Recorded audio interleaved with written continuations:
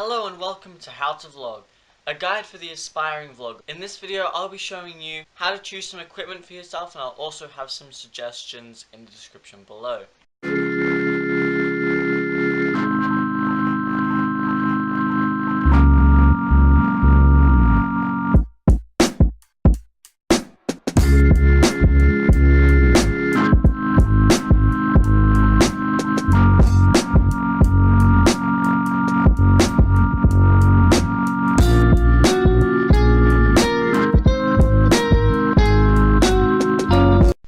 Possibly the most important tool when it comes to vlogging is the camera, and let's say you've already decided not to just use your phone. So there are a few factors that come into vlogging cameras and choosing the right one. Number one, portability. This includes the weight, height, and just the basic stuff. If you want to bring it everywhere, then you're going to need it to be portable. You're not going to be bringing around one of those big cameras that are always on that tripod thingy. The second one is video resolution. Now, if you just want to shoot, say, 720 and 1080p, then it's going to be kind of easy to find a camera under $600. If you want to film 1080p, 60 FPS, and 4K and stuff like that, it's going to be kind of hard to find a camera for under $1,000. The third one is like the actual camera, megapixel count. Do you only use the camera for other things, or is it just purely for recording? Like if you're going to use it as a travel camera or just a camera, you're going to need higher megapixels. But if you're just using it as a vlogging camera, you don't need much megapixels anyway.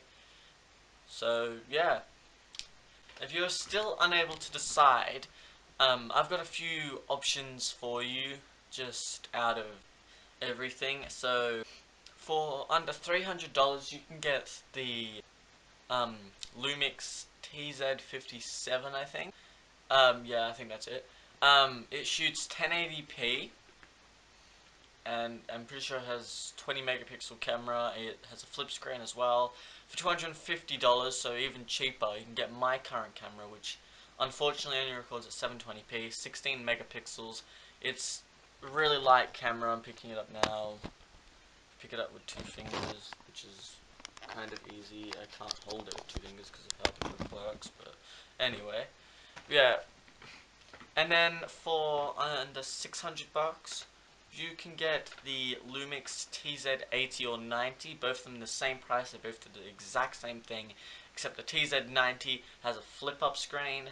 The TZ80 does not. So just bear that in mind. You might as well get the extra feature. It's the exact same price.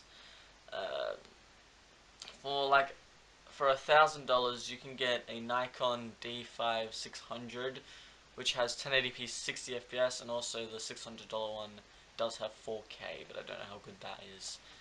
You can get 1080p 60 FPS and the customizability of interchangeable lens. So I'm also going to go over some solid laptop choices for every budget.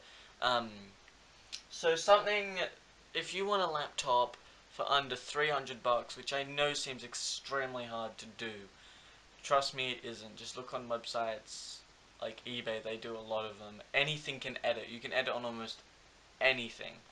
There's always going to be an editing software that works for you. Even on Chromebooks there is editing softwares. So under $300, get the best you can afford for that. For under $600 you can pick up a fairly decent laptop. This laptop here costed me about $500. It's solid laptop, and in Australia things are a lot more expensive. So if you're viewing the US, 300 would be like 100, and 600 would be like 400 because it's so cheap. Yeah, I know conversions. Did something turn off back here, or is the light in front of me being stupid? I don't know. Turning this on. But yeah, for $600, I'll leave laptops in the description and that. But I reckon you'll be able to get 8 gigs of RAM and maybe a generation or two old i5 or a current Gen i3. I would go for a couple generations behind i5 because the i3 is always underneath that. My friend's desktop has a i3 7th gen, so that's like a really new i3. My laptop has a 4th generation i5, and the benchmarks are on my favor. So yeah, it doesn't. The clock speed's everything that matters. The little number that signifies the generation does not matter. I'm pretty sure my mum's laptop has a second gen i7 and it still beats this thing. I'm actually, yeah. Oh, birds. Yeah, for $1,000 you can get yourself a really solid computer. Just over $1,000 you can get yourself a Razer Blade Stealth or something like that. You can get yourself like an i7, well above 8 gigs of RAM, and that sort of thing. And this is just, and the only reason I stick to laptops is because they're easier to find, easier to like rank in these videos, because people aren't going to be like, huh, pre-built, no thank you. It's a lot easier than me having put together a bunch of part lists and everything. Although I will leave a bunch of budget part lists in the description, one of which I'm going to buy myself, which should be pretty good. Like, I'm never going to build anything custom, I'm always going to get pre-built or like PC part picker stuff. But whatever. And so yeah, I hope this has helped you choose, or helped you know how you can choose a great editing computer and a great editing camera. A great camera. In the next episode of this How to Vlog series, I will be teaching you how to choose the right editing software and showing you some examples from free to paid to subscription based, like the Adobe Creative Cloud. Bear in mind, I'll be using the trial of most of these except Sony Vegas, because I only really use Sony Vegas. It's all I need. But don't take it from me. Download the trial and have a go. Like, in between this episode and the next episode, it'll be great if you could learn just the basics of editing. And also, I'll be teaching you some tips with editing on that as well. I've never already done a segment on this, but I've picked up some more tips. And I'll also be showing you guys some great stuff then. So, see you guys in another video.